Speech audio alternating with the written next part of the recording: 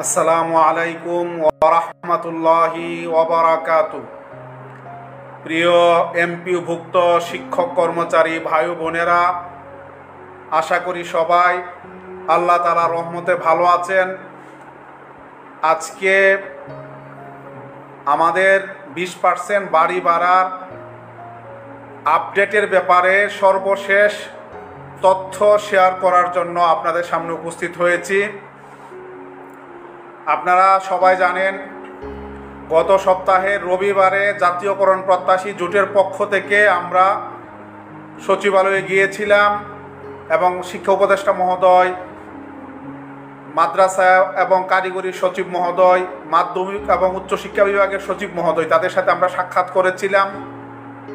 ওই দিনেই মাওসি থেকে স্কুল এবং কলেজের শিক্ষকদের 20% বাড়ি ভাড়া মন্ত্রণালয়ে জমা দেওয়া হয়েছিল 7 তারিখ। কিন্তু আমাদের মাদ্রাসা এবং কারিগরির চিঠিটা পর্যন্ত ওই দিন পর্যন্ত পাঠানো হয়নি। আমরা খুঁজে টুজে ফাইল বের করে একটি জায়গায় রেখে আসলাম। ওখান থেকে আসার পরে আমি নিয়মিতভাবে মন্ত্রণালয়ের সাথে আমি যোগাযোগ রক্ষা করছিলাম। কয়েকজন joint secretary, additional secretary, deputy secretary, তাদের সাথে প্রায় প্রতিনিয়ত কথা হচ্ছিল। সর্বশেষ রবিবারে আমাকে মাদ্রাসা এবং কারিগরি বিভাগের joint secretary Hasina Akter madam জানালেন যে মাদ্রাসা এবং কারিগরির 20% বাড়ি ভাড়ার হিসাব চেয়ে মাদ্রাসা শিক্ষা অধিদপ্তর এবং কারিগরি শিক্ষা অধিদপ্তরে চিঠি পাঠানো হয়েছে। আমি পরে মাদ্রাসা শিক্ষা অধিদপ্তরে উপপরিচালক অর্থ তার সাথে কথা বললাম, উপপরিচালক প্রশাসন তার সাথে কথা বললাম। তারা আমাকে নিশ্চিত করলেন যে আমরা এরকম কোনো চিঠি পাইনি। মঙ্গলবারে গতকালকে মাদ্রাসা বোর্ডের 8ম শ্রেণীর বৃত্তি পরীক্ষার একটি ওয়ার্কশপে আমার অংশগ্রহণ করার সুযোগ হয়েছে। এই প্রোগ্রামটি আগে থেকে শিডিউল ছিল। তো চিন্তা করলাম যে প্রোগ্রামটি শেষ করে অধিদপ্তরে যাব, গিয়ে চিঠিটা খুঁজে বের করব। আমি ওয়ার্কশপ শেষ করে আমাদের চেয়ারম্যান মহোদয়ের সাথে মাদ্রাসার যে গভর্নিং বডির যে নীতিমালাটি বের হয়েছে, এখানে কিছু অসঙ্গতি রয়েছে। আপনারা দেখেছেন যে স্থানীয় এমপি বা রাজনীতিবিদদের সাথে আলোচনা করতে হবে এবং আলিম পাস হলেই বা এসএসসি পাস, এইচএসসি পাস হলেই সভাপতি হতে পারবে। এটা নিয়ে আমি এবং বাংলাদেশ মাদ্রাসা শিক্ষক পরিষদের সেক্রেটারি ফারুক ভাই, আমরা দুইজন চেয়ারম্যান মহোদয়ের সাথে বিষয়টা নিয়ে কথা বললাম।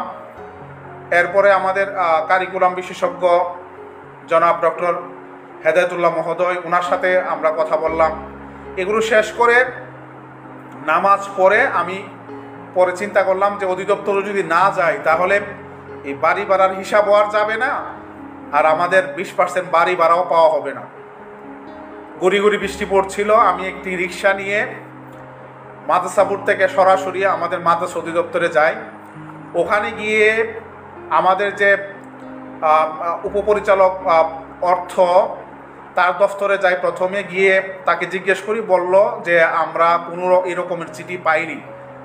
পরে চিঠি সাধারণত ডিজি মহোদয়ের মেইলে আইসা থাকে, ওখান থেকে আপনার এগুলো রেকর্ডভুক্ত হয়। পরে ডিজি মহোদয়ের যে পিএর দায়িত্বে আছেন মাহফুজ সাহেব, ওখানে গেলাম।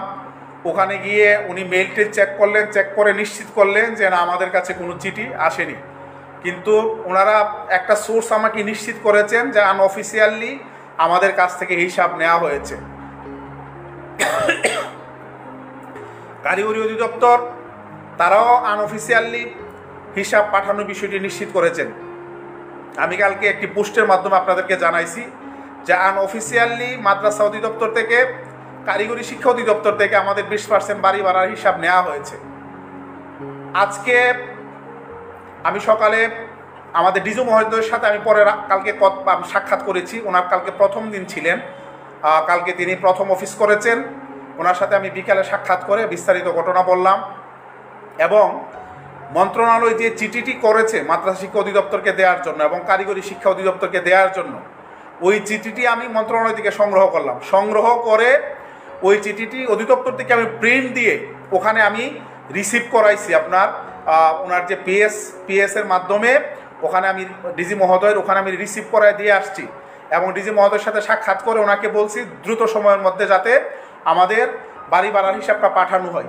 তিনি তখন বললেন যে আপনারা যে মন্ত্রণালয় হিসাবটা দিয়েছেন এর একটা প্রিন্ট কপি আমাকে দিবেন। তো আমার ফেসবুকে ওই কপিটা শেয়ার করা ছিল 21 তারিখে, সম্ভবত 21 আগস্ট আমি ওখান থেকে বের করে অধিদপ্তর থেকে এটা প্রিন্ট দিয়ে আমি এটা দিয়ে আসলাম।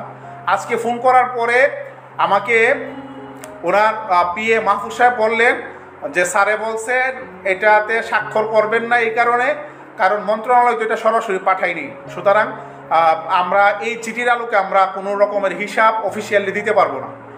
আমি তাৎক্ষণিকভাবে আমাদের যেহেতু আমি কালকে ঢাকা থেকে আসছি মাদ্রাসায় প্রায় 12:30 দিয়ে আমি আয়সা পড়ছি মাদ্রাসায়। অধিদপ্তর থেকে আমি বের হয়েছিলাম 6টায়।